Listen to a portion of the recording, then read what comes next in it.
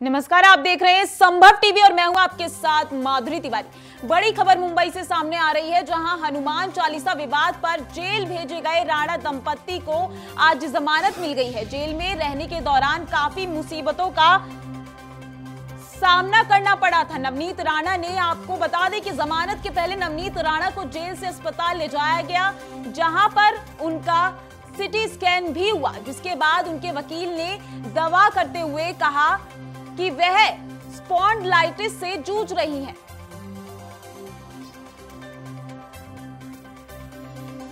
लगातार अभी तक राणा दंपत्ति जेल में बंद थे, अब जाकर उन्हें जमानत मिली है। 2 सुनवाई के बाद अब जाकर उनको जमानत मिली है। जेल में रहने के दौरान उन्हें काफी मुसीबतों का सामना करना पड़ा था। पहले भी सुनवाई के दौरान उन्होंने अपनी बात रखी थी नवनीत राणा ने। आपको बता दें कि जमानत के पहले नवनीत राणा को जेल से अस्पताल ले जाया गया। बताया गया था उन्हें काफी परेशानी हो रही थी, उनकी तबीयत बिगड़ रही थी, जहां पर उनका सिटी स्कैन हुआ और सिटी स्कैन में निकल कर आया कि उनको स्पॉन्डिलाइटिस से जूझ रही हैं वो।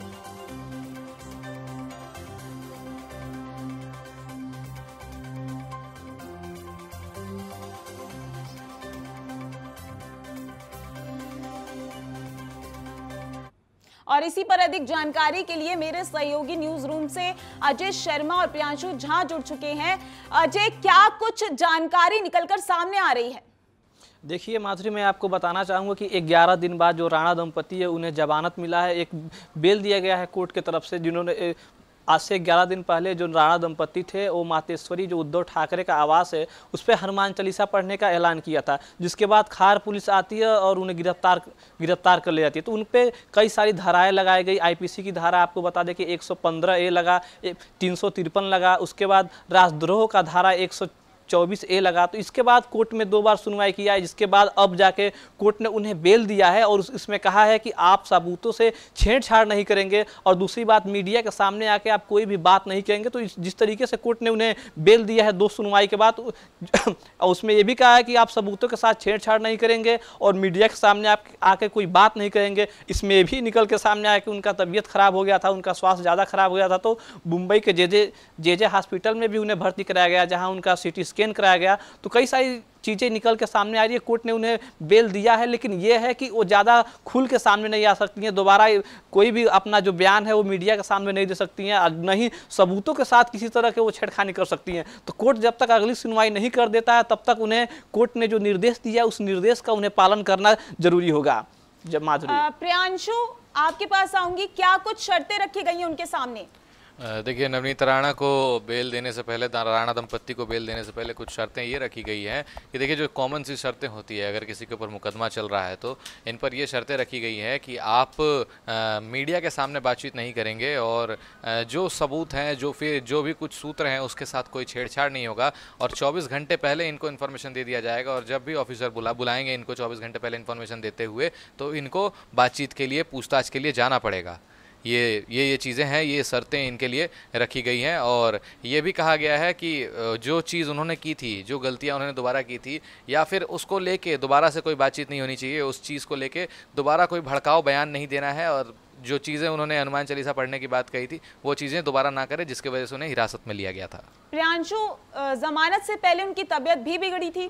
जी देखिए, काफ़ी दिन से इनको काफ़ी परेशानियों का सामना करना पड़ रहा है। हालांकि इनको अस्पताल ले जाया गया था बेल से पहले। जेल से बेल होने के कुछ देर पहले, आज ही बेल होने वाला था और बेल हो भी गया है, उनको दोनों को जमानत मिल गई है। इससे पहले उन्हें अस्पताल ले जाया गया था। नवनीत राणा को काफ़ी मुसीबतों का सामना करना पड़ रहा था और काफ़ी परेशान लग रही थी वो। उनके मतलब कुछ जिन परेशानियों का सामना करना पड़ा था उसकी वजह से उनको जेल से सीधे अस्पताल ले जाया गया, जहाँ पर उनका सिटी स्कैन हुआ। और सिटी स्कैन की रिपोर्ट हालांकि किसी के सामने नहीं आई है, लेकिन उनके वकील ने दावा ठोकते हुए कहा है कि ये स्पॉन्डिलाइटिस का शिकार हो गई हैं, इनको स्पॉन्डिलाइटिस की प्रॉब्लम हो रही है, जिस वजह से ये काफ़ी परेशान हो रही है। मतलब वो काफी तनाव में थी? जी, काफ़ी तनाव में थी। और देखिए, जेल का माहौल, जेल का वातावरण कैसा होता है वो जेल में रहने वाला ही समझ सकता है। ऊपर से जिसके साथ ये सब घटनाएं हो गई, जिसके साथ विवाद हो गया, विवाद के कारण वो जेल गई थी। जेल कोई अच्छी जगह तो है नहीं जो जहाँ पे कोई आराम करे, तो हो सकता है जेल में रहने के दौरान कुछ परेशानी हो गई। जेल में इसीलिए भेजा जाता है, कारावास में लोगों को इसलिए भेजा जाता है ताकि उनको सबक सिखाया जाए जो गलती उन्होंने की है। तो हो सकता है जिस वजह से परेशानी हो रही है उनको अस्पताल ले जाया गया और उनका सिटी स्कैन भी हुआ है और वकील ने दावा भी किया है कि इनको स्पॉन्डिलाइटिस की प्रॉब्लम है, स्पॉन्डिलाइटिस हेपेटाइटिस की शिकार हैं। हो सकता है उनके वकील को पहले से जानकारी हो या उन्होंने बताया होगा। अजय, पुलिस ने सुनवाई के दौरान जमानत का काफी विरोध किया था।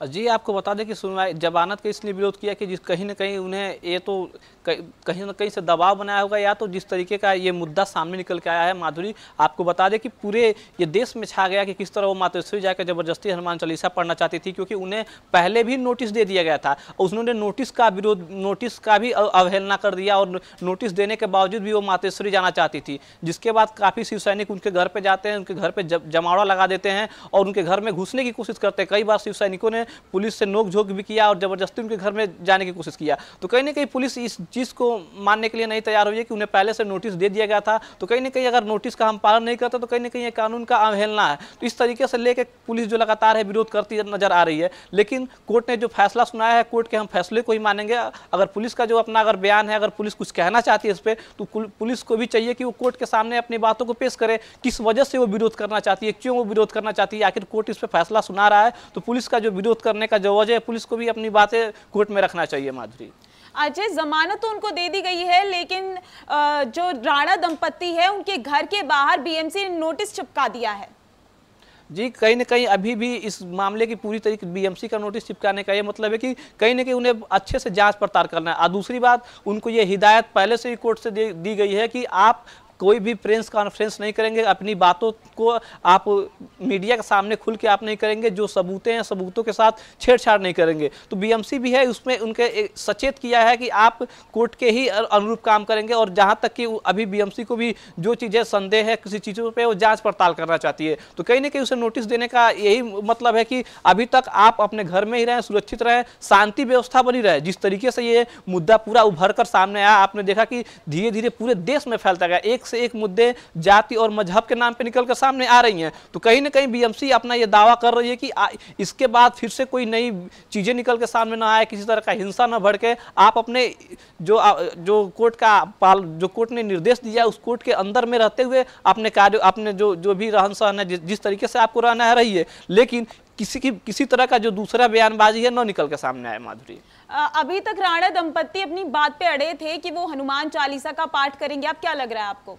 नहीं, अब उन्हें कोर्ट ने जो जमानत दिया है, तो अगर ये दोबारा हनुमान चालीसा पढ़ना चाहेंगे तो उसमें लिखा गया है कि उन्हें फिर से जेल में बंद कर दिया जाएगा, क्योंकि इसने कोर्ट ने कहा भी है। तो अब ये दोबारा हनुमान चालीसा पढ़ेंगे तो इन्हें पुनः जेल हो जाएगी। हो सकता है जितनी धाराएं लगी हैं इससे कहीं और संगीन धाराएं उन पर लग जाए। तो इस वजह से उन्हें अब ये तो मुझे नहीं लगता है कि वो मातेश्वरी जाकर हनुमान चालीसा पढ़ना चाहेंगे। अब ये देखने वाली बात होगी कि वो कितना कोर्ट का पालन करते हैं। हमारे देश में संविधान का पालन करना हर व्यक्ति का कर्तव्य है, लेकिन अब तो सामने ही निकल कर आएगा कि अब दोबारा मातेश्वरी जाना चाहेंगी या किस तरह की प्रतिक्रिया होती है, तो अब कुछ दिन बाद पता ही चल जाएगा। लेकिन अभी तक महाराष्ट्र में पूरा शांति, कोर्ट भी चाहता है, पुलिस भी चाहती है। अभी तक जो चीजें हैं अब कितना सही है कितना गलत है, अब तो कुछ दिन में सामने आ ही जाएगा कि राणा दंपति अब दोबारा मातेश्वरी जाने का ऐलान करती है कि नहीं। लेकिन जिस तरीके से ये विवाद उभरता हुआ सामने आ रहा है, कहीं ना कहीं अपने आप में बहुत बड़ी समस्या खड़ा हो गया था पूरे देश के सामने। और जिस तरीके से उन्होंने एक नोटिस भी दिया गया, लेकिन उन्होंने नोटिस का भी पालन नहीं किया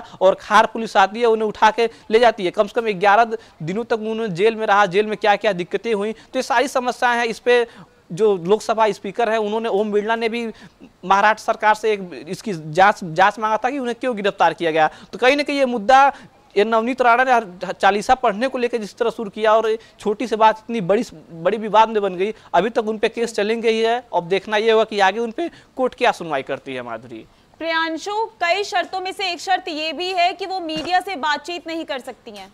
जी हाँ, देखिए मीडिया से बातचीत करने के लिए भी उन्हें मना किया गया है और जब जेल से उन्हें बेल दिया गया है तो काफ़ी शर्तों के साथ उन्हें बाहर छोड़ा गया है, बेल दिया गया है। उन्हें ये भी कहा गया है। मेरा आपसे एक सवाल है कि मीडिया से बातचीत तो बंद ही कर रखी है, लेकिन मुद्दे पर बातचीत नहीं कर सकती है या फिर मतलब बातचीत ही नहीं करनी उन्हें मीडिया से? हो सकता है मीडिया से बातचीत करने के कई सारे कारण हो सकते हैं, जैसे जेल में उनके साथ क्या क्या बीता, आप बीती घटनाओं को शेयर नहीं करेंगी। हो सकता है मीडिया से बातचीत करने के बाद वो कोई भड़काऊ बयान दे दें। भड़काऊ बयान देने से हो सकता है कि पब्लिक भड़क जाए, जेल जेल प्रशासन के खिलाफ हो सकता है, वो भड़काऊ बयान दे दें। तो ये चीज़ें टर्म्स एंड कंडीशंस उनके साथ रखी गई हैं। जब तक ये पूरा मामला सॉर्ट आउट नहीं हो जाता है तब तक उन्हें कोई मीडिया से बातचीत करने के लिए इसलिए मना किया गया है। जैसे कि आपको बताया मैंने ना कि कोई भी भड़काऊ बयान हो सकता है वो मीडिया में दे दें, वो चीज़ें वायरल हो सकती हैं, वो चीज़ें लोगों तक पहुंच सकती हैं, गलत चीज़ें लोगों तक नहीं पहुंच, जब तक उसकी पुष्टि नहीं हो जाए तब तक उन्हें मीडिया से बातचीत करने नहीं दिया जाएगा। जब पुष्टि हो जाएगी तो जो सच्चाई होगा वही वो मीडिया के सामने बोलेंगी और मीडिया से बातचीत करेंगे। इसीलिए मीडिया से बातचीत करने से उन्हें मना किया गया है। सबूतों से छेड़छाड़ के लिए भी मना किया गया है, किस तरीके के सबूत?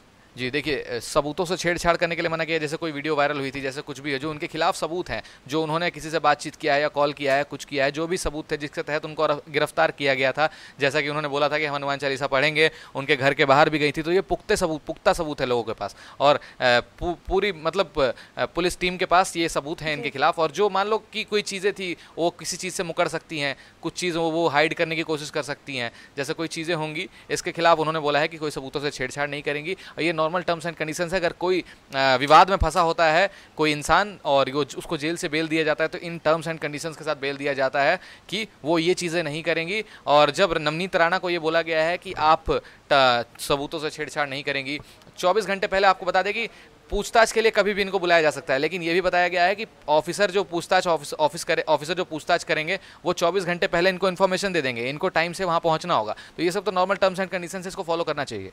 प्रियांशु, पहले बोला गया था, पहले जो राणा दंपत्ति है उन्होंने आरोप लगाया था कि जेल में उनके साथ सही से व्यवहार नहीं हो रहा है, लेकिन उसके बाद उन्होंने कहा था कि मुझे महाराष्ट्र पुलिस से कोई भी परेशानी नहीं है।